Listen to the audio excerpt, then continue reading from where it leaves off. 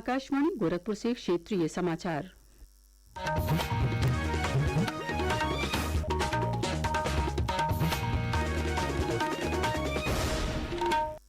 नमस्कार। समाचार बुलेटिन के साथ मैं सुषमा श्रीवास्तव। मुख्यमंत्री योगी आदित्यनाथ ने आज उत्तर प्रदेश अधीनस्थ सेवा चयन आयोग द्वारा नव चयनित 1510 अनुदेशकों को लखनऊ स्थित लोक भवन में नियुक्ति पत्र वितरित किया।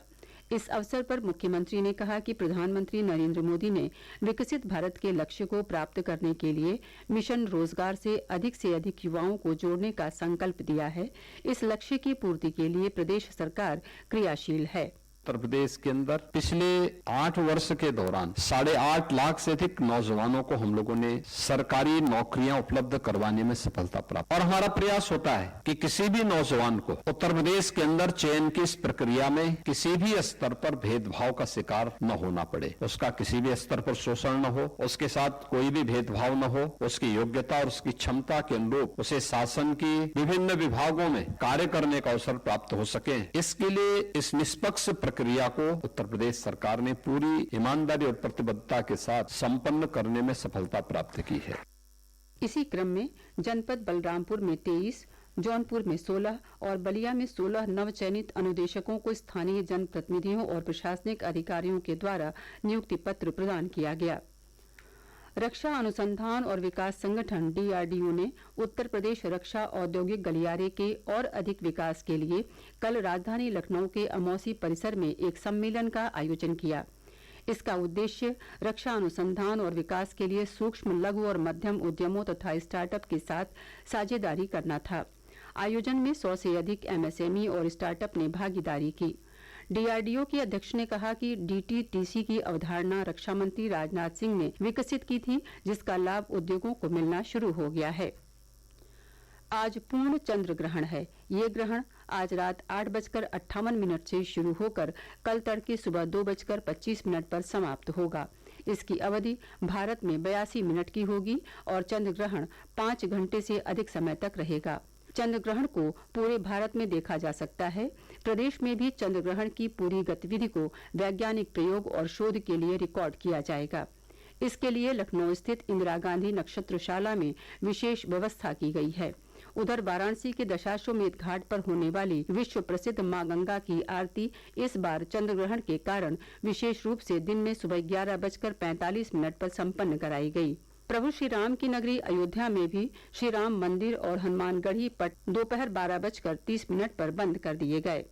उत्तर प्रदेश अधीनस्थ सेवा चयन आयोग की प्रारंभिक अर्हता परीक्षा PET 2025 का दूसरा चरण आज प्रदेश के विभिन्न केंद्रों पर संपन्न हुआ। 2 पालियों में आयोजित इस परीक्षा की शुचिता के लिए सभी केंद्रों पर स्टैटिक और सेक्टर मजिस्ट्रेट्स की तैनाती के साथ साथ सुरक्षा के व्यापक इंतजाम किए गए थे। अभ्यर्थियों की सुविधा के लिए रेलवे प्रशासन की तरफ से कुछ स्पेशल ट्रेनें चलाई जा रही हैं, जबकि परिवहन निगम ने 11,000 बसों के संचालन की व्यवस्था की है।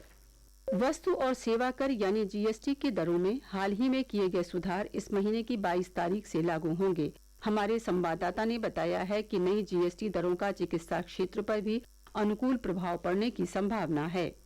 नए GST सुधारों के साथ ही अब सभी मेडिकल डिवाइस और उपकरणों पर 18% की जगह अब सिर्फ 5% GST ही लगेगा। वहीं पट्टियों, डायग्नोस्टिक किट, ग्लूकोमीटर और अन्य जरूरी मेडिकल सामानों पर GST 12% से घटाकर 5% कर दिया गया है। 33 जीवन रक्षक दवाओं पर GST 12% से घटाकर 0 कर दिया गया है। कैंसर, दुर्लभ रोग और बीमारियां तथा गंभीर बीमारियों के इलाज में काम आने वाली 3 दवाओं पर GST 5% से घटाकर 0 कर दिया गया है। ऋषि जायसवाल के साथ अमन यादव, आकाशवाणी समाचार, दिल्ली।